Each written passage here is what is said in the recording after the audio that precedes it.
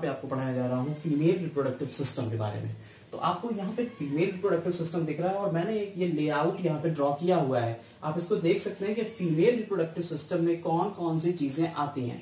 Female reproductive system includes 1 pair of ovary, 1 pair of oviduct, 1 uterus, 1 cervix and 1 vagina. इसके अलावा यहाँ पे और क्या होता है, एक एक्सटर्नल जेनिटेलिया भी यहाँ पे मिलेगा। वेजाइना पार्शियली कवर रहती है। इन सब की बातें हम बाद में करेंगे, लेकिन पहले एक एक चीज को देखते रहते हैं। तो ओवरीज होती है कितनी, एक पेयर यानी 2 ओवरीज होती हैं जो यहाँ यूट्रस की बॉल से अटैच रहती हैं ओवेरियन लिगामेंट्स के थ्रू। तो ये लिगामेंट्स हैं, इन्हें कहते हैं ओवेरियन लिगामेंट्स। ओवेरियन लिगामेंट्स, तो ओवेरियन लिगामेंट्स के थ्रू ये कनेक्ट रहते हैं ओवरीज यूट्रस से। और यूट्रस की वॉल आपको दिख रही है, ये यूट्रस है। यूट्रस इन्वर्टेड पेयर शेप होता स्ट्रक्चर होता है। पेयर शेप स्ट्रक्चर, इन्वर्टेड यानी उल्टी नाशपाती के जैसा स्ट्रक्चर मिलेगा आपको। ये है फेलोपियन ट्यूब्स। फेलोपियन ट्यूब कितनी है, 2 दिख रही है, जिन्हें हम ओविडक्ट भी बोलते हैं। तो ये आपकी हो गई फेलोपियन ट्यूब, फेलोपियन ट्यूब, जिसे हम क्या बोल रहे हैं, ओविडक्ट भी बोलते हैं। इस फेलोपियन ट्यूब के 3 पार्ट हैं। एक तो हो गया ये वाला पार्ट जिसे कहते हैं इनफंडिबुलम। ये फनल शेप स्ट्रक्चर होता है, ये कुछ इस तरीके का होता है। इसमें ये जो फिंगर लाइक प्रोजेक्शंस है इन्हें कहते हैं फिम्ब्री, और ये हो गया इनफंडिबुलम।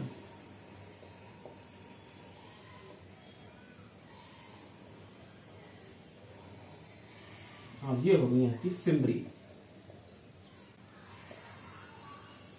क्लियर? तो ये आपकी फिम्ब्री हो गई और ये इनफंडिबुलम का पार्ट हो गया। इसके बाद इनफंडिबुलम के बाद ये ऊपर की तरफ उठ रहा है और हल्का सा चौड़ा स्ट्रक्चर मिल रहा है, इसे कहते हैं एम्पुला। ये एम्पुला रीजन है। और लास्ट पार्ट ये जो इसमें मिल रहा है यूट्रस का पार्ट, ये कहलाता है इस्थमस। डायग्राम आपको यहाँ पे दिख रहा है, इसमें सारी चीजें लेवल्ड है, मैं यहाँ पे लेवलिंग करे दे रहा हूं फिर से। तो ये होगी ओवरीज, ये होगी ओवरी,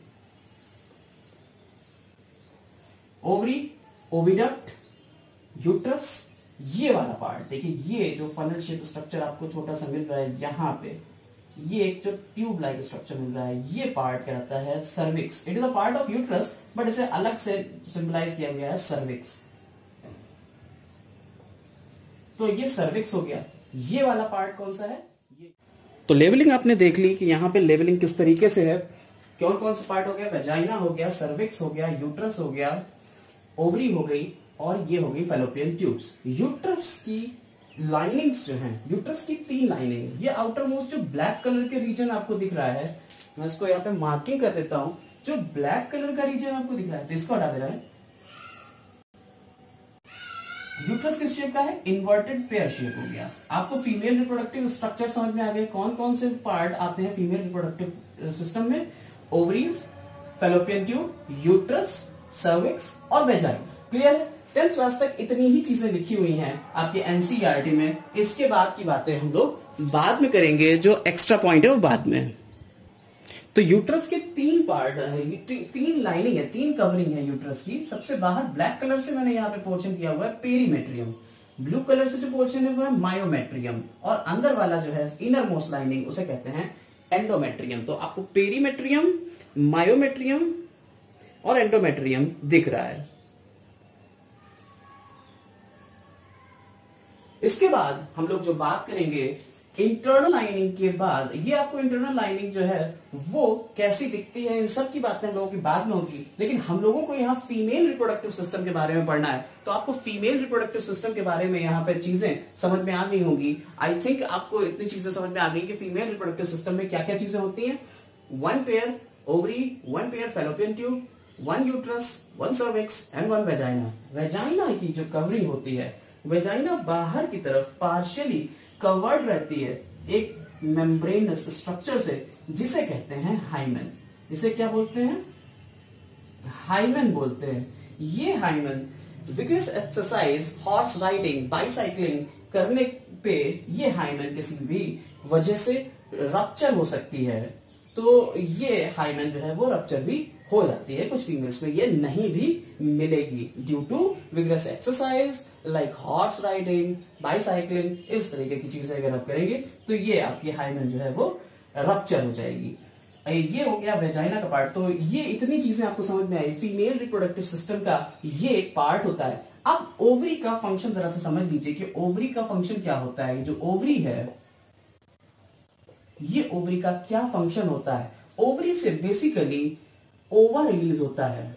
ओवरी से हर 28th डे के ऊपर ओवा रिलीज होता है और ये ओवा यहां पे कलेक्ट होता है फैलोपियन ट्यूब में। ये फिम्ब्रीज जो है, ये जैसे मान लीजिए कि ये आपकी ओवरी है, ये ओवरी है और यहां पे ये फिम्ब्रीज इसको कवर किए हुए हैं। तो ओवरी से हर 28th डे पे एक ओवा निकलेगा और ये फिम्ब्रीज से कलेक्ट कर लेंगी और ये आगे की तरफ पास ऑन होगा इस फैलोपियन ट्यूब में। क्लियर हो रहा है? इतनी बात आपको। और इसके अलावा ओवरीज कुछ हार्मोन भी रिलीज करती है, जैसे ईस्ट्रोजन और प्रोजेस्टेरॉन।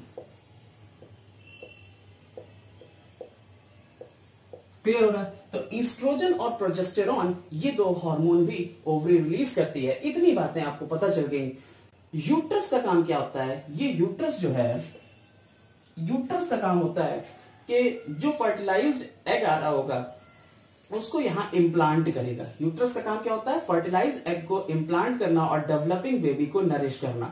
क्लियर हो रहा है? इसके बाद सर्विक्स और वेजाइना बनाते हैं बर्थ कैनाल। सर्विक्स और वेजाइना मिलकर क्या बनाते हैं? Birth canal. यानी कि जब पूरा बेबी मैच्योर हो गया होगा तो उसको बर्थ यहां से कराई जाएगी और बर्थ के लिए जो कैनाल होगी उसे कहलाएंगे बर्थ कैनाल। ये बर्थ कैनाल का फॉर्मेशन करेगा। 10th क्लास के लिए सिर्फ इतना ही है, 10th क्लास तक आपका फीमेल रिप्रोडक्टिव सिस्टम में। इसके अलावा कुछ ज्यादा चीजें फीमेल रिप्रोडक्टिव सिस्टम में नहीं है।